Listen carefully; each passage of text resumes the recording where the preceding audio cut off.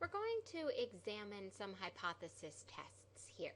So I have information about exam scores for 50 students, and I'm going to start off just getting my descriptive statistics so I can learn a little bit about the sample. So data analysis, descriptive statistics, click OK, input my data here, and then make sure you check off labels in first row because I do have the name exam grades in there.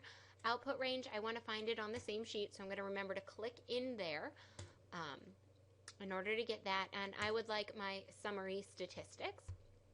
So I'm going to click OK, and this gives me some basic information, and I'm going to use that to input into my hypothesis testing table here.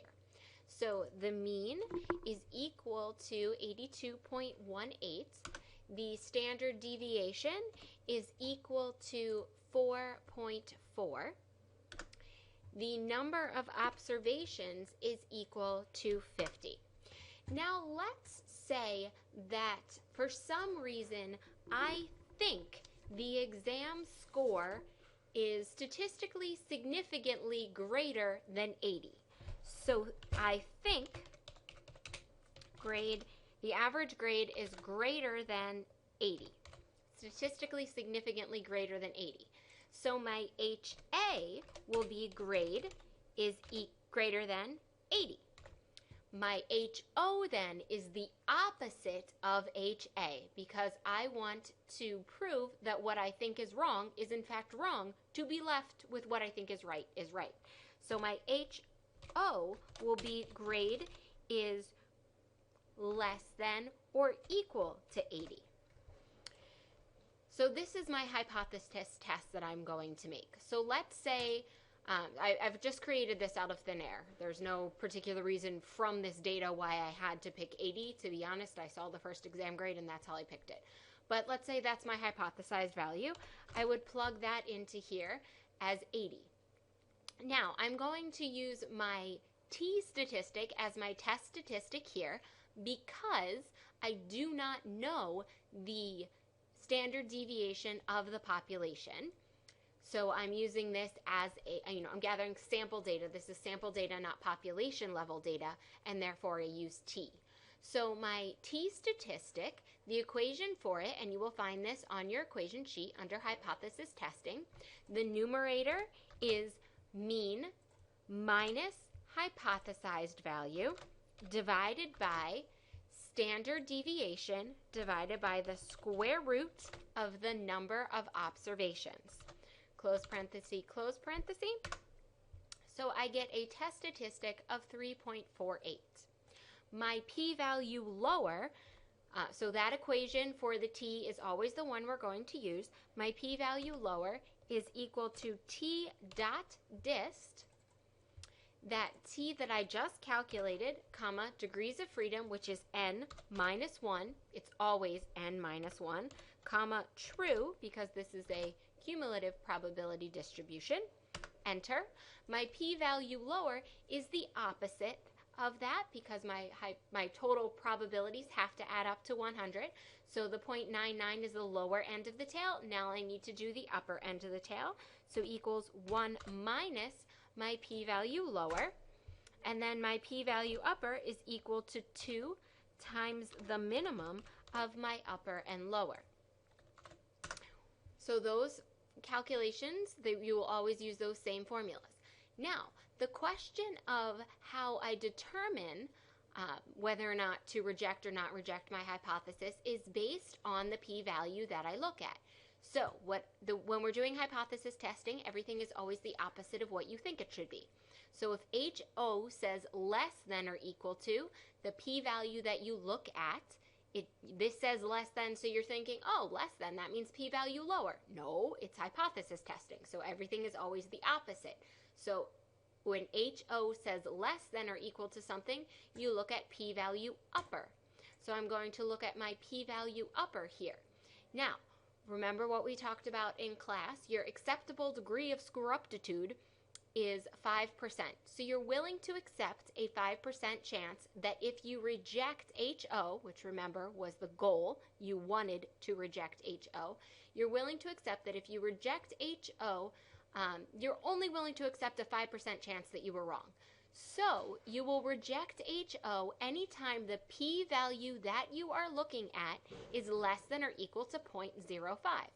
So this p-value that I am looking at is definitely less than 0.05, so I'm 95% confident that I can reject HO. So HO is that the average grade is less than or equal to 80, or statistically significantly less than or equal to 80. I can reject HO and conclude that I am 95% confident that HA, that the grade is statistically significantly greater than 80.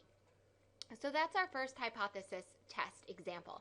Now, if I had said, if my HO grade is greater than or equal to 80, I would look at p-value lower, had that been my hypothesis, and here I would not reject. If my HO was that grade equals 80 without a greater than or less than sign, I would look at my p-value two-tail. So if HO just says equal, look at two-tail. If HO says less than, look at upper. If HO says greater than, look at lower. Now, the other kind of hypothesis test we're going to look at is comparing two different samples. So let's say we have here two sets of exam scores for two different semesters. And I want to know, is there a statistically significant difference between them? So HO would be that they are equal, and HA then would be that they are not equal. So in essence, this would be a two-tailed test. I would go into data analysis, and now I'm going to scroll down to t-test assuming unequal variances. Why am I assuming unequal variances? Because I have no reason to assume they should be equal. Okay, so input range 1, and I'll highlight, I will highlight my first set of data. Now I'm going to check off that it does have a label in there, and I will include my labels just because it makes it a little bit easier to read my results at the end. And then input range 2, again, put my label in there. And my hypothesis, the question that I just made up, was HO, the average of the two semester grades is equal. So my mean hypothesized difference is going to be 0. I'm going to put this output on the same page so I can find it. So I'll click OK. And the reason that I put the labels in here is because here it says semester 1 and semester 2, so that kind of makes it easy. So I will look at this p-value here. Note it says p-value two-tail, so that tests HO, the average grades for the two semesters are equal to one another. Here, this 0.69 is greater than 0.05, so I do not reject HO. Therefore, I'm 95% confident that there is no statistically significant difference between the grades in the two semesters. Now, had my hypothesis been that grades in semester 1 were greater than grades in semester 2, grades in semester 1 were, less than or equal to grades in semester 2, I would look right here at this p-value. So the way this works is it's basically saying it's testing the HO of column 1, which in this case is semester 1, minus column 2, which in this case is semester 2, is less than or equal to 0. That's the HO that it tests. So in this case, that would be testing HO semester 1 grades are less than or equal to semester 2 grades. So if that were my hypothesis that I were testing, then it would be, my HA would be that I believed that my old grades were greater than my new grades, right? Because the HO is always the opposite of what you think. And also in this case, I would not reject HO here as well. If I wanted the opposite side of that, I would say 1 minus this for that opposite HO.